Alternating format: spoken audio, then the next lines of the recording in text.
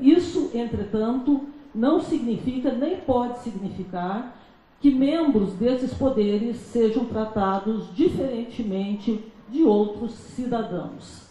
Eles, quando, de alguma maneira, cometerem atos ilícitos, devem ser tratados como qualquer cidadão. Então, eu respondo... Tempo esgotado, senhor. Ok. Obrigado. Para a sua resposta, 1 minuto e meio, nossa colega Raquel Dodge. Colegas, eu pretendo valorizar o relacionamento com o Parlamento, com o Executivo e também com o Poder Judiciário.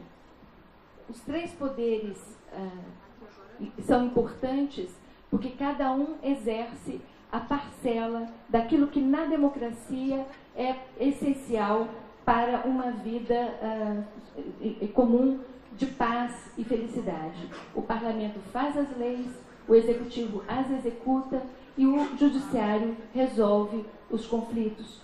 O Ministério Público tem de manter um relacionamento direto e respeitoso com o Parlamento, inclusive com o propósito de aprimoramento do marco regulatório no país. Tudo o que precisamos para o bom funcionamento das instituições.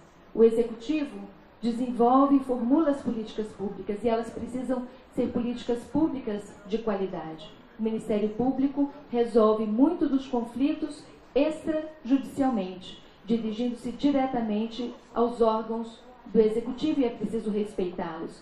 E do mesmo modo, o Judiciário.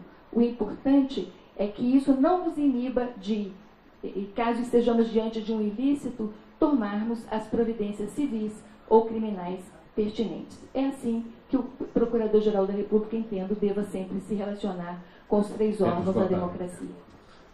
Agradeço. Para a sua resposta, 1 minuto e meio, Franklin. Bom, a pergunta é bastante pertinente, né? Eu fui diretor da Associação Nacional dos Procuradores da República, ainda quando o presidente foi a colega Ela, década de 90, e um dos trabalhos essenciais da associação, hoje, atualmente ainda, em todos os tempos, é acompanhamento de projetos de leis dentro do Congresso Nacional. Papel do Procurador-Geral da República. O Procurador-Geral da República tem um papel muito forte nisso aí, evidentemente, tem que ser marcado como presença. Como representante do Ministério Público Federal, a Procuradoria-Geral da República, todos os colegas sabem, já tem uma representação de assessoria parlamentar para essa finalidade, acompanhar e relações institucionais dentro do Parlamento. Há várias coisas que são de absoluto interesse nosso. Nós estamos dentro do Congresso Nacional hoje com o marco regulatório da mineração, que passa pela questão ambiental. Nós estamos com o marco regulatório da transferência de licenciamento ambiental para os estados. Nós estamos com outras questões relevantes, relevantíssimas, diga-se por sinal, que é a questão da criminalização de conduta e da responsabilização civil da magistratura e do Ministério Público pelos seus atos. Então, nada mais exigível do que o Procurador da República Geral estar presente nisso aí. Agradeço.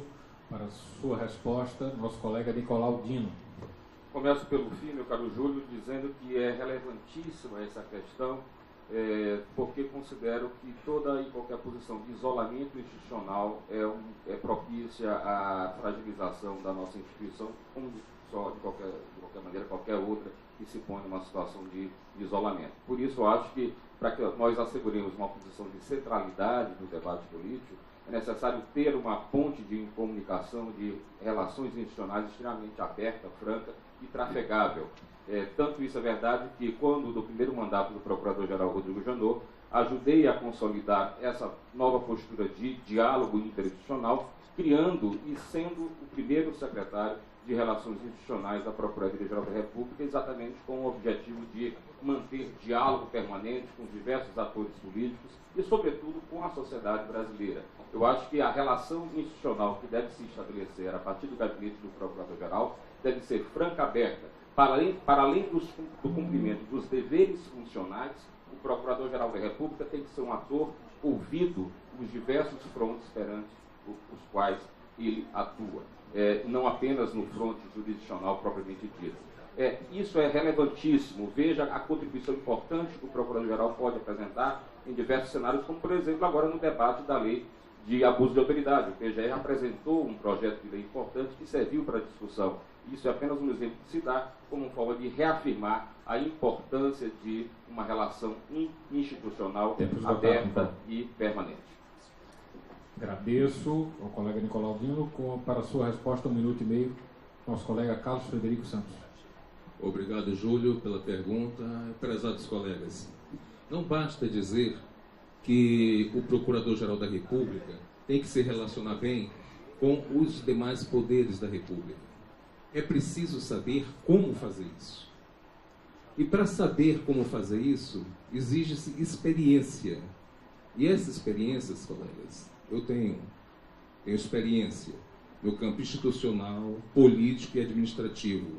Foi dessa forma que eu dividi a atividade do Procurador-Geral da República nos elementos do meu plano de trabalho e governança.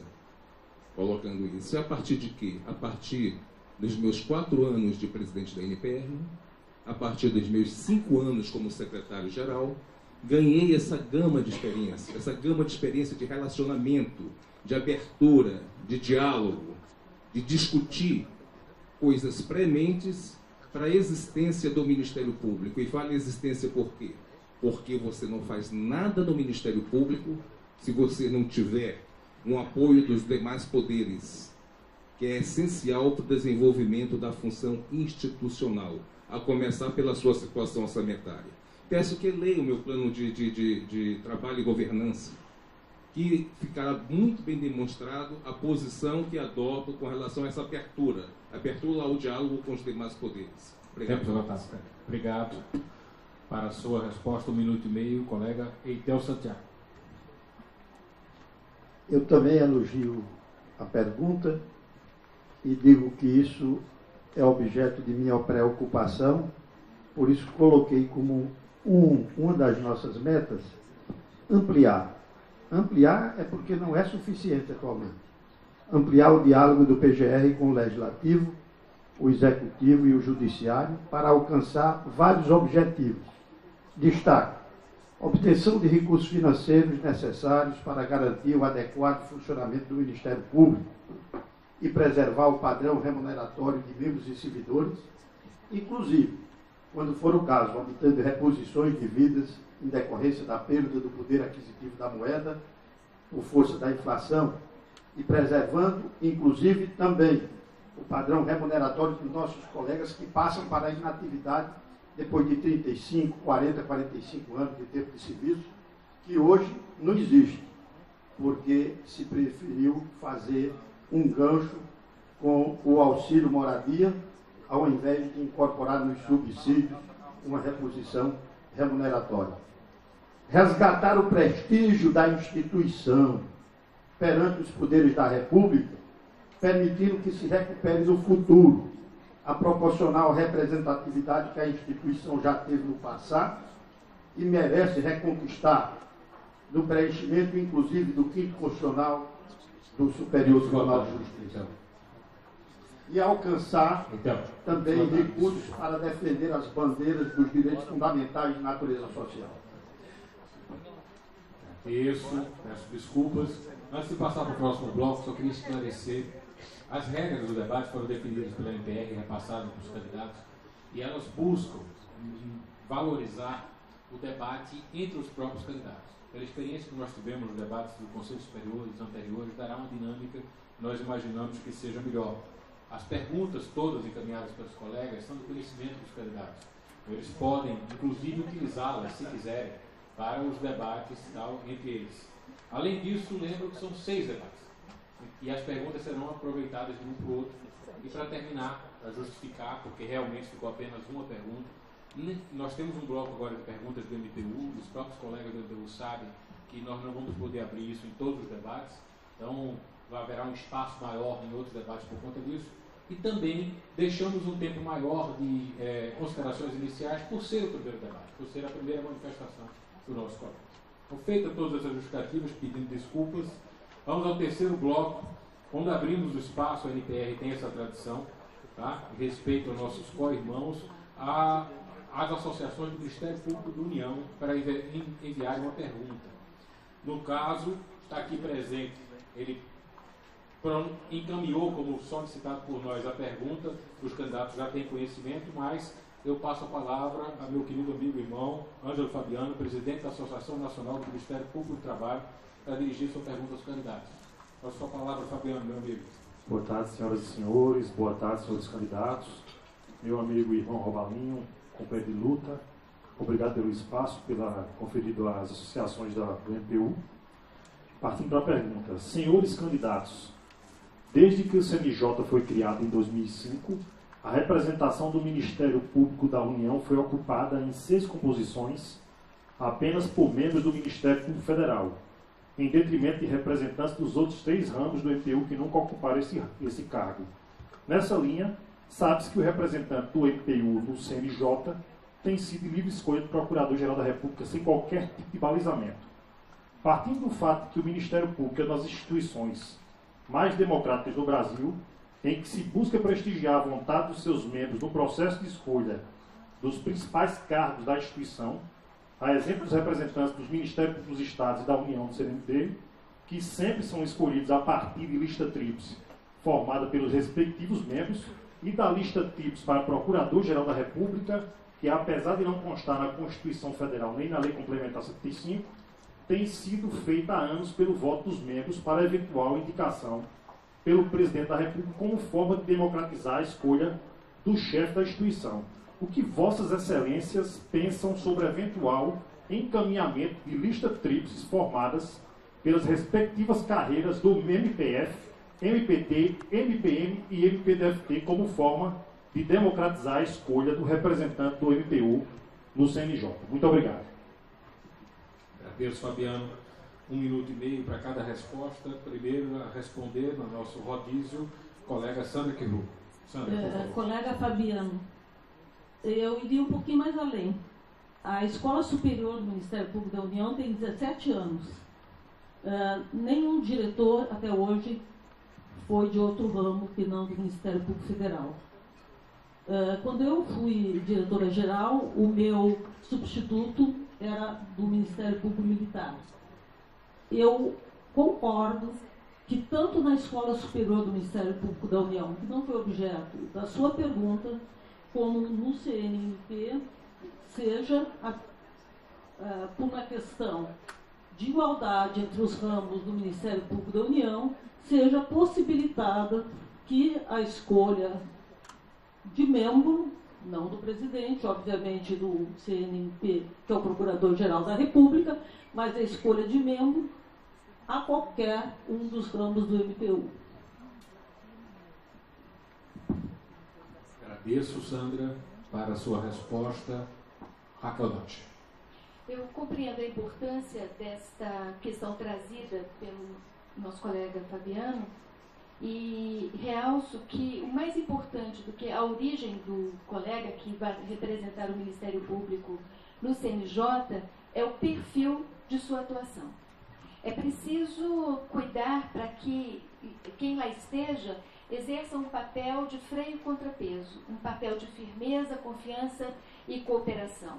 É preciso que lá ele defenda que a lei é para todos, que o judiciário precisa de celeridade, que o judiciário precisa de resolutividade, que a população que procura o judiciário não pode ficar aguardando por décadas por uma solução final. E o CNJ é exatamente o fórum de controle do sistema de administração de justiça que deve encarregar-se de uma política pública de melhoria da prestação deste serviço público.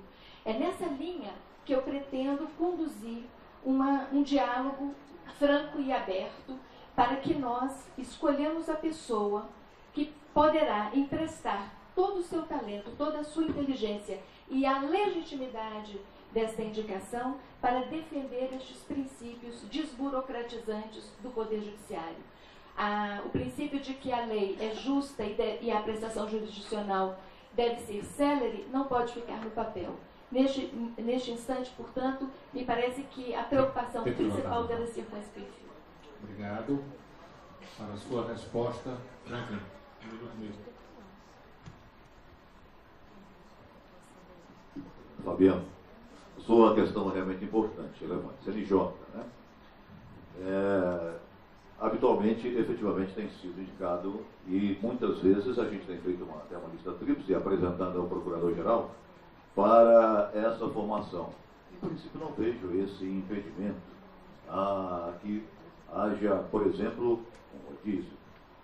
Em princípio, penso que esse trabalho afeto ao Conselho Nacional de Justiça, que tem dado resultados proeminentes no país. Nós já temos muitos juízes aposentados, muitos juízes afastados, muitos juízes respondendo a processo criminal por conta de procedimentos de investigação dentro do Conselho Nacional de Justiça. Em princípio, no tempo da proposição da emenda que criava os conselhos, havia muito receio de uma interferência na atividade fim relativamente à magistratura e ao Ministério Público. O tempo mostrou que houve uma assimilação da sociedade, houve uma assimilação dessas instituições pelo trabalho que vem sendo feito e pelo resultado que aparece para a sociedade com a purificação dos julgamentos, a purificação dos membros que são submetidos a esses conselhos, com resultado de punições ou absolvição, mas com um processo em que é garantido o contraditório e ampla defesa administrativo, julgado por pessoas de alto gabarito. Muito obrigado. Para a sua resposta, 1 minuto e meio, Nicolau. Fabiano, serei leal no debate. Eu acho que dentro do CNJ, tendo visto o plexo de competências que se confere àquele órgão, o perfil de um procurador egresso do Ministério Público Federal mais se coaduna com a natureza das atividades cometidas ao CNJ. Estou sendo absolutamente leal com você na resposta. As indicações feitas até então levaram em consideração esse critério, mas, por amor ao diálogo e o compromisso de diálogo, estarei sempre aberto a receber as indicações que forem encaminhadas pelos diversos ramos. Mas acho que a escolha deve ser feita com base na discricionalidade do PGR, de acordo com o perfil que ele, PGR, ou ela, PGR, considera adequado para o funcionamento naquele foro, sem, evidentemente, nenhum demérito aos demais colegas dos diversos ramos do Ministério Público da União. Obrigado, Nicolau. A sua resposta, Carlos Frederico. Colega, eu, enquanto secretário-geral, sempre demonstrei, dispensei um tratamento igualitário a todos os ramos do Ministério Público da União. E nós sabemos que o Ministério Público da União ele tem uma conotação complexa. Ele envolve atividades muito especializadas em alguns ramos. E essas atividades especializadas muitas vezes não condiz com aquilo que se busca perseguir. Não é um fato, a gente não pode discutir determinado assunto simplesmente com a visão de ocupar espaço. Nós temos que eleger critérios para a ocupação de cargos e funções dentro do Ministério Público da União, de forma que o que for decidido, quem nós colocarmos para exercer esse cargo e função, tenha a capacidade de desenvolver, de desempenhar as atribuições dirigidas a eles, não ficando restrita somente àquelas disciplinas que são especializadas em alguns ramos. Eu entendo que o Procurador-Geral da República ele tem um papel de discricionariedade nesse caso. E eu, enquanto Procurador-Geral da República, vou exercer esse papel de discricionariedade. Não é uma questão de afastar os demais ramos, mas sim com visão exatamente desse critério que eu acabei de dizer para você, com relação a exatamente a afinidade da marca. Para a sua resposta, nosso colega Heitor Santiago. Senhor presidente, eu vou colaborar e vou dizer que penso da mesma maneira que o colega Nicolau. No Conselho Nacional de Justiça se reclama uma certa experiência técnica em determinados assuntos. O perfil da representação do Ministério Público da União naquele órgão é mais para o Ministério Público Federal. Isso não impede que se possa, em determinadas circunstâncias, recrutar até de outros ramos do Ministério Público da União, porque muitos colegas têm experiência acadêmica, inclusive na área penal, em instituições de ensino superior de todo o Brasil, do maior conceito. Obrigado, então. Para a sua resposta, 1 minuto e meio, Mário. Caro Fabiano, começo dizendo que entendo a aspiração dos diversos âmbitos do MPU em ter um representante seu ocupando a cadeira no CNJ. Penso que, nesse caso específico do CNJ, é possível se adotar a sistemática que vem sendo adotada pelo Supremo Tribunal Federal com relação à indicação dos desembargadores de um desembargador de Tribunal de Justiça e de um juiz estadual para compor o CNJ e de um juiz para compor o CNMP. Vale dizer, publicação de avisos para apresentação de currículos, deixando claro, apresentação de currículos ficarão na página da PGR da internet, no caso do MPF, no caso Supremo, aqui no site do Supremo, deixando claro, todavia, que a escolha é a responsabilidade do Procurador-Geral da República, mas poderá levar em conta, deverá levar em conta a apresentação de currículos e avaliá-los. Observe que a cada mandato, o Procurador-Geral tem 2 anos de mandato. Cada mandato ele pode escolher somente um representante, portanto ele próprio não pode promover rodízio, faz escolhas únicas. Se eu for nomeado para o cargo do PGR, decidirei com a maior responsabilidade inerente a essa função, que é também a de chefe de todo o MPU. E vejo que a questão de fundo que se coloca é o bom relacionamento que deve existir entre os ramos do MPU e o cuidado que o Procurador-Geral da República deve ter pelo fortalecimento, pela unidade do MPU. Obrigado. Eu fui informado, vamos ver se ainda está atualizado, que só tem uma pergunta da plateia. Então, é você mesmo, minha querida. Então, dá o microfone aqui para a doutora Zélia Pedornar, minha querida amiga, que recebeu tão bem na PR de São Paulo. Zélia, peço que seja resumida, você me assustou um pouco, você estava escrevendo há 2 horas a minha pergunta, tá? E institucional. Bom, em primeiro lugar, quero parabenizar a associação por essa discussão e parabenizar todos os candidatos por se dispor a ouvir todos os colegas e em relação aos pleitos. Prezados candidatos, então, para não me demorar, eu vou ler. O CNJ, em números, constatou que 40% de todo o movimento da Justiça Federal refere-se apenas a processo envolvendo a concessão de benefícios de previdência e o benefício de prestação continuada da assistência social. Assim, somando ainda os processos envolvendo o custeio da Seguridade Social, portanto, questões tributárias, e também os crimes envolvendo previdência e assistência social, tanto no benefício como no custeio, pode-se dizer que mais de 50% de todo o movimento da Justiça Federal se refere à matéria previdência e assistência social. Em razão disso, dessa realidade assustadora, eu pergunto a Vossas Excelências... O microfone, Zé. Pergunto a Vossas Excelências como avaliam o fato das matérias não ser objeto do nosso concurso, de avaliação no concurso, e também não ser objeto de nenhuma aula, de nenhuma hora aula no curso de formação.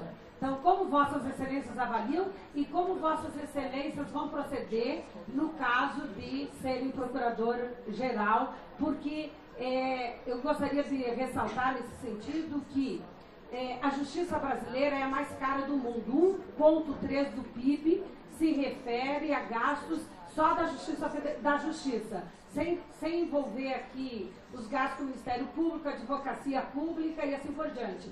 Então, não só na questão de benefício em si, mas considerando o alto volume de recursos que são destinados à Justiça Federal e considerando que mais de 50% se refere a feitos de previdência social, como Vossas Excelências avaliam e como Vossas Excelências procederão na hipótese de serem eleitos e confirmados como Procuradores-Gerais. Essa é a minha questão. Obrigado, colega Zélia.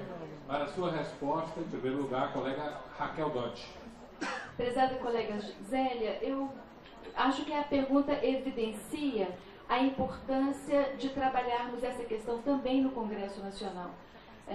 E também no sentido de fortalecer uma política pública mais resolutiva, fora do judiciário, das demandas que fazem aqueles que têm direito a benefícios previdenciários. Não é possível que todas as questões continuem a ser resolvidas no âmbito do judiciário. A presença dessa matéria no concurso já está sendo deliberada pelo Conselho Superior do Ministério Público Federal e já vai ser objeto da próxima regra de concurso. O fato de não constar do programa do curso de iniciação dos procuradores da República não significa que haja, da nossa parte, uma atuação deficiente, mas creio que todos aqueles que passam no concurso estão habilitados para cuidar dessa questão previdenciária, porque não é de alta complexidade. A questão que me parece bastante relevante é que esse assunto seja resolvido também fora do judiciário, por iniciativa do Ministério Público Federal, para a melhoria da política pública que hoje vem sendo desempenhada pelo Sistema de Seguridade Social e o INSS à frente, vez que grande parte dos benefícios são sonegados a quem deles precisa. Muito obrigado.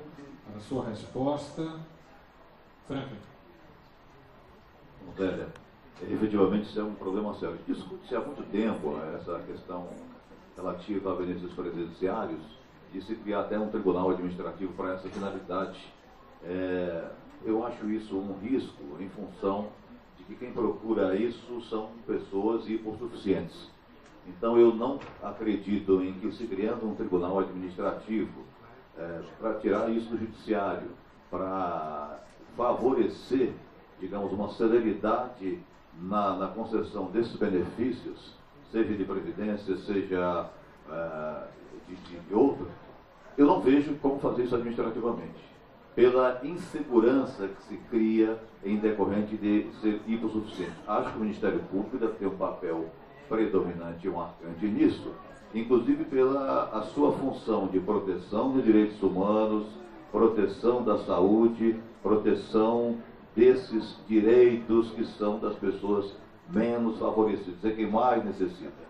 Eu, quando atuei no TRF da primeira região, tínhamos muitas dessas questões e muitas divergências em relação a esses julgamentos, e eu sempre fazia interferência para fazer a demonstração da necessidade e mostrar aos desembargadores a situação de hipossuficiente daquele que estava buscando aquele benefício.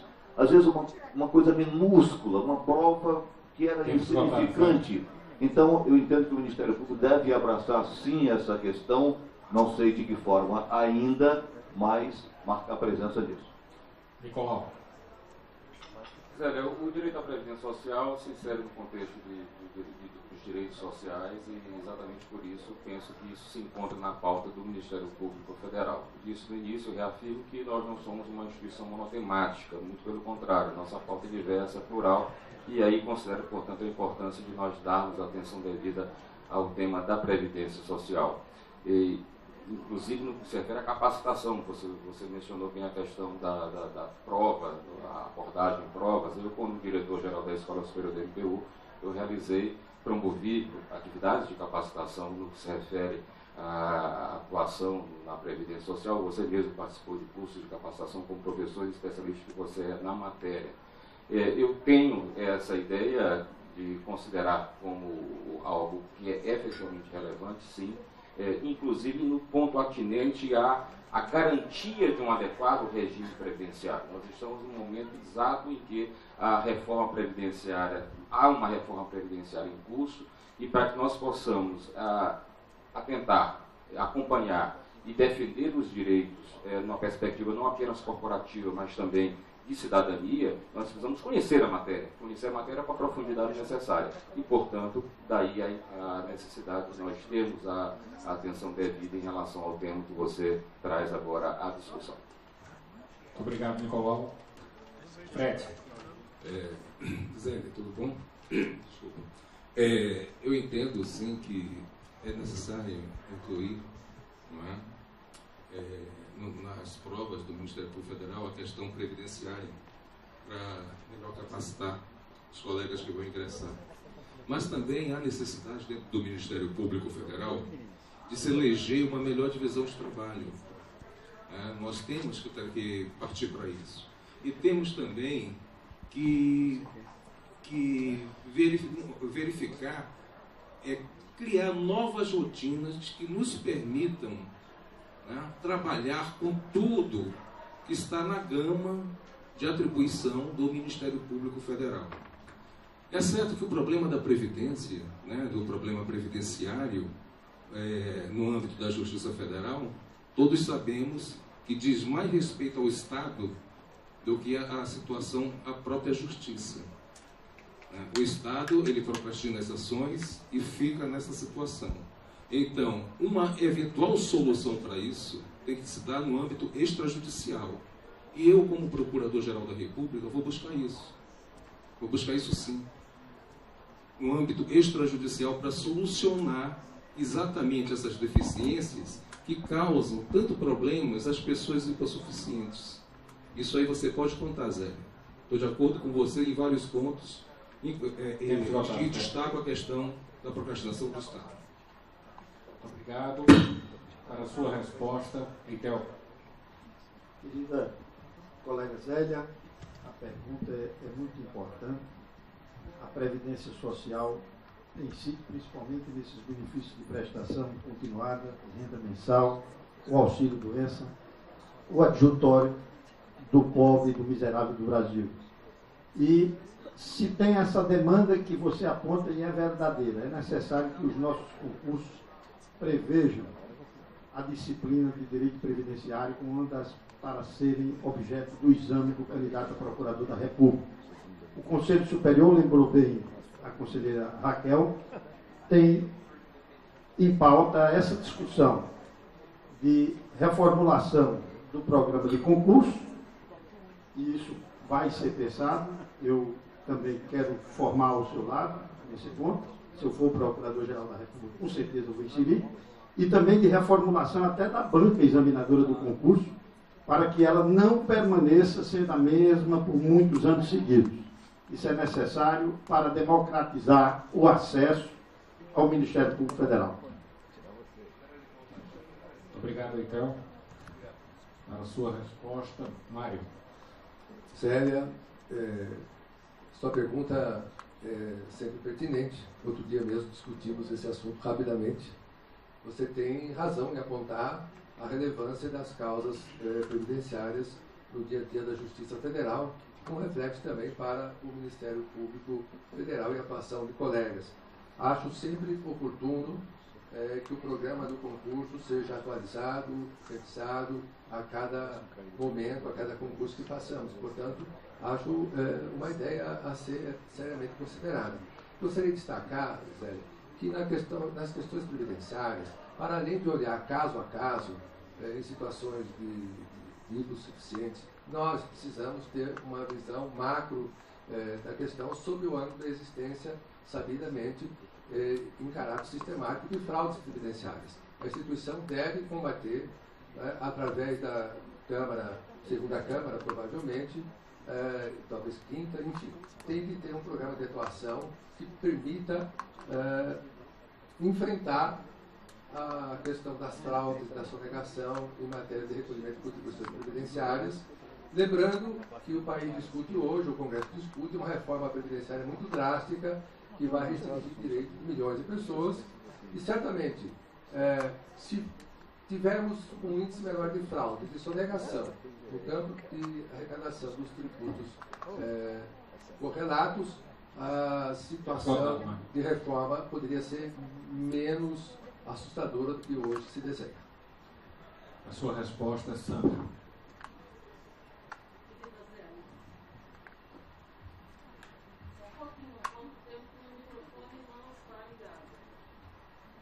Bata aqui. Oi. Pronto. Vou iniciar o tempo então agora, de novo. Tá, começa de novo porque não estava ligado. Pronto. Bom. querida Zélia. Essencialmente, o programa do nosso concurso é o programa de todos os concursos desde o primeiro.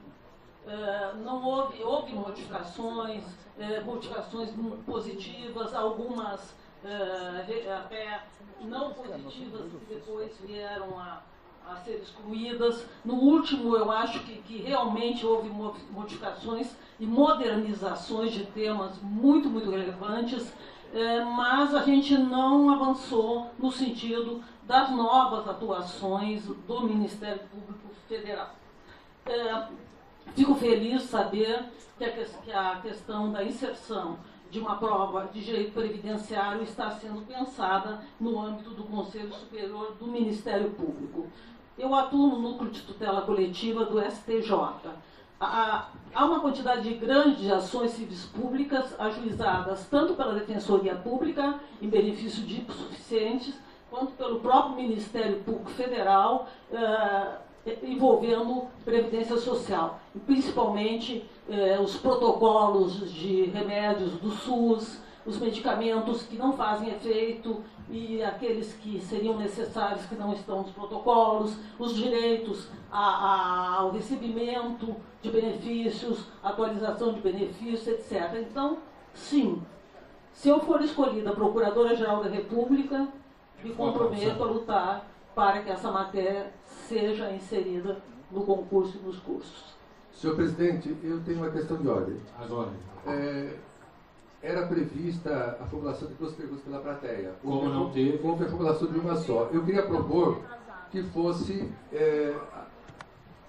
ou apresentada agora, ou então... Apareceu já?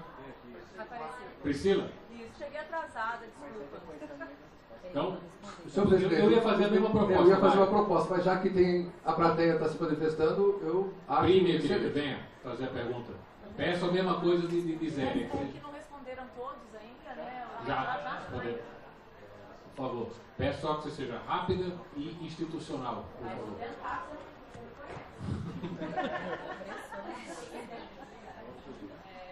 Bom, boa tarde a todos. Primeiro, parabéns pela iniciativa. Secretaria-Geral e outras assessorias pretendem que haja uma compensação nas unidades que, entre aspas, seriam prejudicadas com a ida dos colegas a Brasília, ou se os senhores acham, por outro lado, que a questão deve ser resolvida só dentro, arcada, compensada, dentro da própria unidade.